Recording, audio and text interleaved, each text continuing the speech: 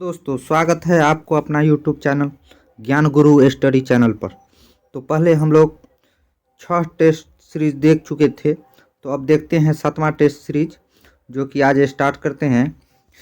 तो हमने जीके का एक अलग वीडियो बना रहे हैं और जीएस का एक अलग वीडियो बनाएंगे, जिससे आपको टाइमिंग की सहूलियत होगा। छोटा छोटा वीडियो रहेगा जिससे आप जल्दीबाजी में देख सकते हैं। ठीक है, तो चलते हैं, आज देखते हैं आज का पहला क्वेश्चन। तो आज का पहला क्वेश्चन है आईसीसी टी20 महिला विश्व कप 2023 में आयोजित हुआ तथा इस प्रतियोगिता को किस देश विजेता रहा। तो आईसीसी टी20 महिला विश्व कप जो कि दक्षिण अफ्रीका में आयोजित हुआ था और ऑस्ट्रेलिया जो कि इसका विजेता रहा। इसका सही उत्तर है ऑप्शन बी, दक्षिण अफ्रीका में आयोजित हुआ और ऑस्ट्रेलिया विजेता रहा आईसीसी टी20 महिला विश्व कप का। अगला क्वेश्चन देखते हैं। अगला क्वेश्चन है 26 नवंबर 1949 को अपनाए गए संविधान में कितने अनुच्छेद तथा अनुसूचियां थी। तो 26 नवंबर 1949 को अपनाए गए संविधान में 395 अनुच्छेद और 8 अनुसूचियां थी। 395 अनुच्छेद और 8 अनुसूचियां, जो कि वर्तमान में 470 अनुच्छेद और 25 भाग और 12 अनुसूचियां है। वर्तमान में है 470 अनुच्छेद, 25 भाग और 12 अनुसूचियां। अगला क्वेश्चन देखते हैं। अगला क्वेश्चन है 5वीं पंचवर्षीय योजना का मूल उद्देश्य था। 5वीं पंचवर्षीय योजना का मूल उद्देश्य था गरीबी हटाओ। 5वीं पंचवर्षीय योजना का मूल उद्देश्य था गरीबी हटाओ। गरीबी हटाओ, गरीबी हटाओ। अगला क्वेश्चन देखते हैं। अगला क्वेश्चन है पंचायतों एवं नगरपालिकाओं के संबंध में भारतीय संविधान में किस वर्ष लागू किया गया। तो पंचायत एवं नगरपालिकाओं के संबंध में भारतीय संविधान में जो कि 1993 में लागू किया गया था, 1993 में। अगला क्वेश्चन है नाइटिंगेल ऑफ इंडिया के नाम से जानी जाती है। तो नाइटिंगेल ऑफ इंडिया के नाम से कौन जानी जाती है। तो सरोजिनी नायडू जो कि नाइटिंगेल ऑफ इंडिया के नाम से जानी जाती है। अगला क्वेश्चन है बिशप किस खेल से संबंधित है। बिशप जो कि शब्द है किस खेल से संबंधित है। तो ये शतरंज खेल से संबंधित है। बिशप जो कि शतरंज खेल से संबंधित है। अगला क्वेश्चन है भारत की अर्थव्यवस्था को सबसे अच्छे ढंग से किस में व्यक्त किया जा सकता है। तो भारत की अर्थव्यवस्था है जो कि मिश्रित अर्थव्यवस्था। भारत की अर्थव्यवस्था जो कि मिश्रित अर्थव्यवस्था है। अगला क्वेश्चन है मिस्र में गर्म एवं शुष्क हवाओं को क्या कहा जाता है। तो मिस्र में गर्म एवं शुष्क हवाओं को खमसीन कहा जाता है। इसका सही उत्तर है खमसीन। मिस्र में गर्म एवं शुष्क हवाओं को खमसीन कहा जाता है। अगला क्वेश्चन है भारत रत्न पुरस्कार प्राप्त करने वाला प्रथम भारतीय था। तो ये सर्वपल्ली राधाकृष्ण। भारत रत्न पुरस्कार प्राप्त करने वाला सर्वप्रथम भारतीय जो कि सर्वपल्ली राधाकृष्ण। इसका सही उत्तर है सर्वपल्ली राधाकृष्ण। अगला क्वेश्चन है भारत में मुद्रास्फीति मापा जाता है। तो थोक मूल्य सूचकांक द्वारा मुद्रास्फीति मापा जाता है थोक मूल्य सूचकांक द्वारा। इसका सही उत्तर है ये ऑप्शन ए, थोक मूल्य सूचकांक द्वारा। अगला क्वेश्चन है मापतौल की व्यवस्था किसके शासनकाल में लागू हुई। तो मापतौल की व्यवस्था जो कि अलाउद्दीन खिलजी के शासनकाल में लागू हुआ था। अलाउद्दीन खिलजी के शासनकाल में मापतौल की व्यवस्था लागू हुआ था।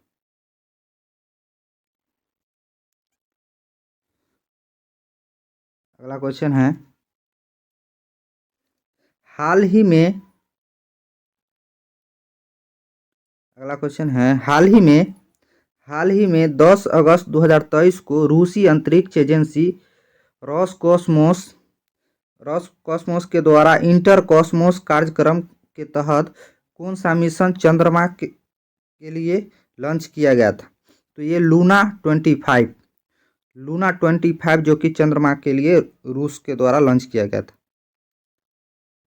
इसका सही उत्तर है लूना 25। अगला क्वेश्चन है,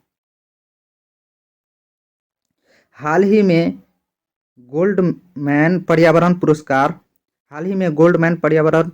2023 से किसे सम्मानित किया गया है? तो ये है एलेसेंड्रा कोरोव को। गोल्डमैन पर्यावरण पुरस्कार जो कि एलेसेंड्रा कोरोव को मिला है। इसका सही उत्तर है एलेसेंड्रा कोरोव, ऑप्शन ए। अगला है, किस व्यक्ति ने प्रथम बार कार्यकारी प्रधानमंत्री के रूप में पद संभाला था? तो प्रथम बार कार्यकारी प्रधानमंत्री के रूप में जो कि गुलजारी लाल नंदा ने पद संभाला था। इसका सही उत्तर है गुलजारी लाल नंदा। अगला क्वेश्चन है, संविधान के अनुच्छेद 368 का संबंध है। तो अनुच्छेद 368 का संबंध है संविधान संशोधन प्रक्रिया से। इसका सही उत्तर है संविधान संशोधन प्रक्रिया से अनुच्छेद 368 का संबंध है। अगला क्वेश्चन है, राष्ट्रपति एवं उपराष्ट्रपति दोनों की रिक्ति की स्थिति में कौन राष्ट्रपति का पद संभालता है? तो ये सर्वोच्च न्यायालय के मुख्य न्यायाधीश। इसका सही उत्तर है सर्वोच्च न्यायालय के मुख्य न्यायाधीश। यदि राष्ट्रपति और उपराष्ट्रपति दोनों अनुपस्थित रहे तो ये राष्ट्रपति का पद सर्वोच्च न्यायालय के मुख्य न्यायाधीश संभाल सकता है। अगला क्वेश्चन है, भारत का राष्ट्र ध्वज कब स्वीकार किया गया? तो भारत का राष्ट्रीय ध्वज जो कि 22 जुलाई 1947 को, इसका सही उत्तर है 22 जुलाई 1947 को राष्ट्रीय ध्वज स्वीकार किया गया था। अगला क्वेश्चन है, सत्यमेव जयते किस रूप में प्रचलित है? तो सत्यमेव जयते राष्ट्रगान के रूप में, राष्ट्रीय चिन्ह के रूप में, राष्ट्रगीत के रूप में, इनमें से कोई नहीं। सत्यमेव जयते इनमें से कोई नहीं। अगला क्वेश्चन है, भारत में टेलीविज़न की शुरुआत कब हुई थी? तो भारत में टेलीविज़न की शुरुआत 1959 में हुआ था। 1959 में हुआ। अगला क्वेश्चन है, हाल ही चर्चा में रहे देश यूक्रेन की राजधानी का नाम है। तो अभी जो वर्तमान में यूक्रेन और रूस के बीच युद्ध चल रहा है, तो यूक्रेन की राजधानी है कीव। यूक्रेन की राजधानी कीव है। इसका सही उत्तर है कीव। अगला क्वेश्चन है, इंडिया विंस फ्रीडम के लेखक कौन है? इंडिया विंस फ्रीडम पुस्तक के लेखक अबुल कलाम आज़ाद है। इसका सही उत्तर है Abul Kalam Azad. India wins freedom पुस्तक के लेखक अबुल कलाम आज़ाद है। आगे है, एशिया की सबसे लंबी नदी है। एशिया की सबसे लंबी नदी कौन है? तो यांगटिक्स कियांग जो कि चाइना की सबसे लंबी नदी है। एशिया की सबसे लंबी नदी है जो कि चाइना में बहती है। यांगटिक्स कियांग एशिया की सबसे लंबी नदी। अगला क्वेश्चन है,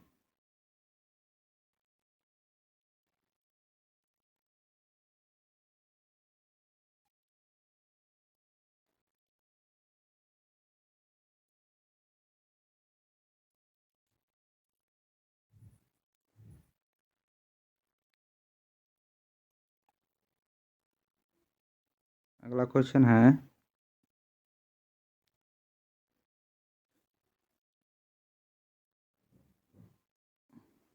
निम्न में से कौन ठंडी जलधारा है? तो ठंडी जलधारा जो कि लेब्राडोर है। लेब्राडोर एक कैसी जलधारा है? ठंडी जलधारा। अगला क्वेश्चन है, भारत की प्रथम महिला राजदूत कौन थी? तो भारत की प्रथम महिला राजदूत जो कि श्रीमती विजय लक्ष्मी पंडित। इसका सही उत्तर है श्रीमती विजय लक्ष्मी पंडित। अगला क्वेश्चन है, भारतीय संघ की दक्षिणतम बिंदु तथा भारतीय मुख्य भूमि के दक्षिण छोर में कितने अक्षांश का अंतर है? तो ये 2 डिग्री अक्षांश का अंतर है।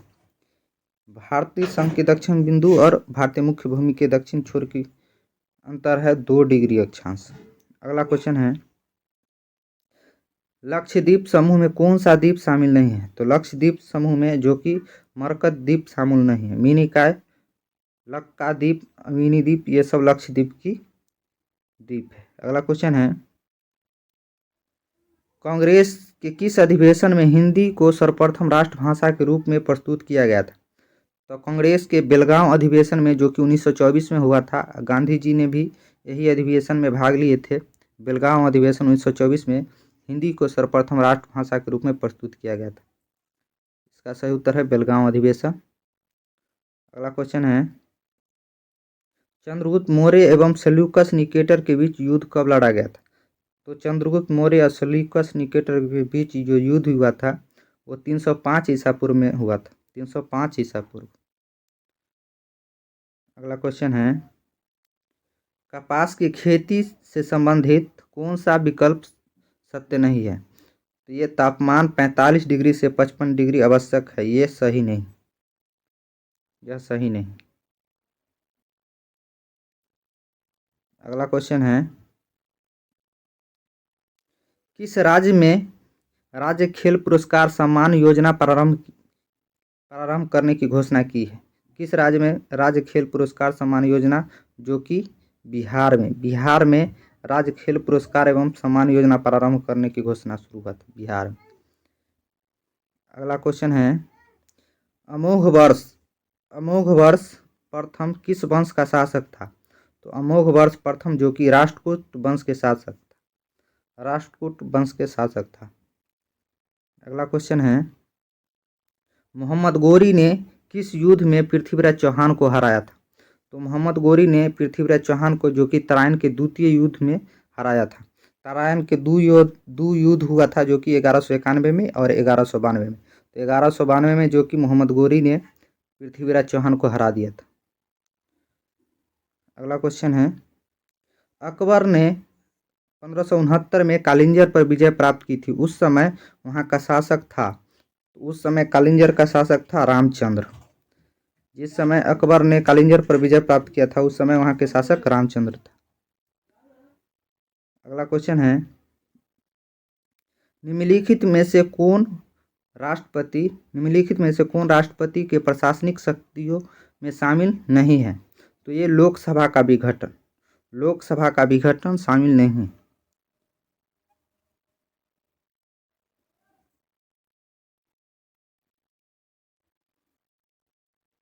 अगला क्वेश्चन देखते हैं, निम्नलिखित में से कौन ऐसे उपराष्ट्रपति जो निर्विरोध नहीं चुने गए हैं? निम्नलिखित में से कौन ऐसे राष्ट्रपति जो निर्विरोध नहीं चुने गए हैं? ये है आर वेंकट रमन। अगला क्वेश्चन देखते हैं, किस संविधान संशोधन के द्वारा लोकसभा तथा विधानसभा की सदस्यों की संख्या 2026 तक अपवर्तित कर दिया गया है? तो ये 84वां संविधान संशोधन में जो कि लोकसभा और विधानसभा सदस्यों को संख्या को 2026 तक अपवर्तित कर दिया गया, कि जो कि बदलाव नहीं होगा, जितना है उतना है 2026 तक। अगला क्वेश्चन है, कांग्रेस धराशायी होने के लिए लड़खड़ा रही है। अब भारत में जब तक हूँ तब तक मेरी एक बड़ी महत्वाकांक्षा यह है कि मैं उसके शांतिपूर्ण निधन में सहायता हूँ। यह कथन किसका है? तो यह कथन है लॉर्ड कर्जन का। अगला क्वेश्चन है, मीन कैंप जो मेरा संघर्ष पुस्तक के लेखक है, मीन कैंप मेरा संघर्ष पुस्तक के लेखक जो कि हिटलर का है मीन कैंप मेरा संघर्ष। अगला क्वेश्चन है, बांग्लादेश की सीमा कौन सा भारतीय राज्य को नहीं छूता है? तो ये नागालैंड जो कि बांग्लादेश की सीमा को नहीं छूता है, नागालैंड। अगला क्वेश्चन है, किस वास्तुकला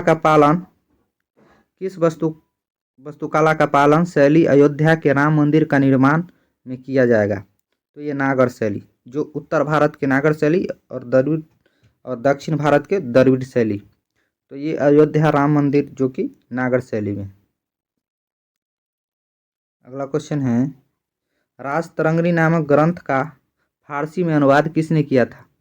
तो राजतरंगिणी नामक ग्रंथ का फारसी में अनुवाद मौलाना शौरी ने किया था। इसका सही उत्तर है मौलाना शौरी। मौलाना शौरी ने ही राजतरंगिणी को फारसी में अनुवाद किया था।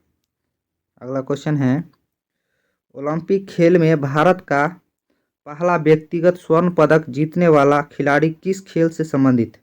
तो यह है शूटिंग से।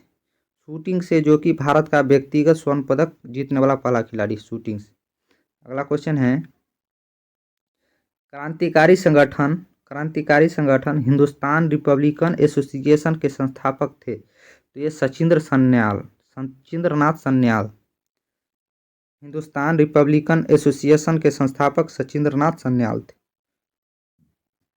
अगला क्वेश्चन है, 2 जुलाई 2023 को कृषि और किसान कल्याण मंत्रालय द्वारा बैंकों से कृषि अवसंरचना कोष को बढ़ावा देने के लिए कौन सा अभियान शुरू किया गया है? तो ये भारत अभियान शुरू किया गया है, जो कृषि मंत्रालय द्वारा कृषि अवसंरचना कोष को बढ़ावा देने के लिए।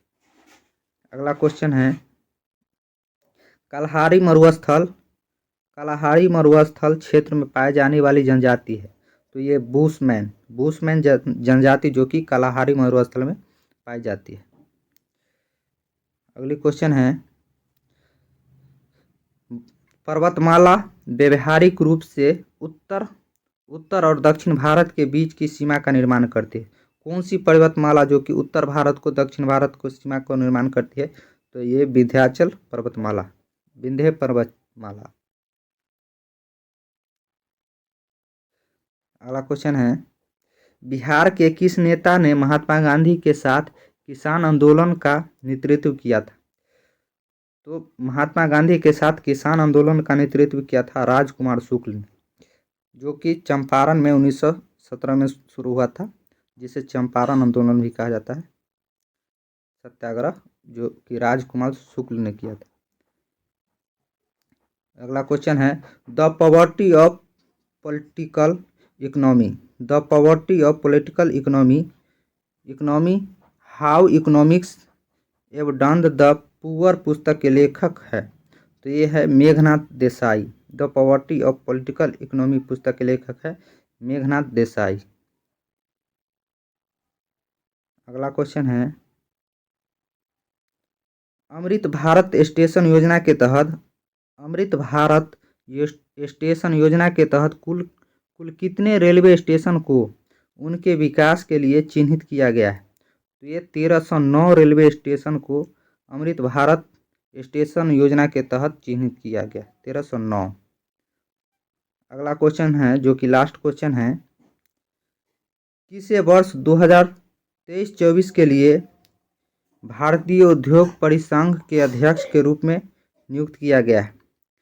तो 2023-24 के लिए भारतीय उद्योग परिसंघ के अध्यक्ष के रूप में नियुक्त किया गया है आर दिनेश को। धन्यवाद दोस्तों, जो कि हमने जीके का 50 क्वेश्चन करवा दिए हैं और हम अगले 25 क्वेश्चन जो कि साइंस के करवा देंगे। अच्छा लगे तो प्लीज़ लाइक और कमेंट करके बताएं कैसा है, और सब्सक्राइब करें, और धन्यवाद।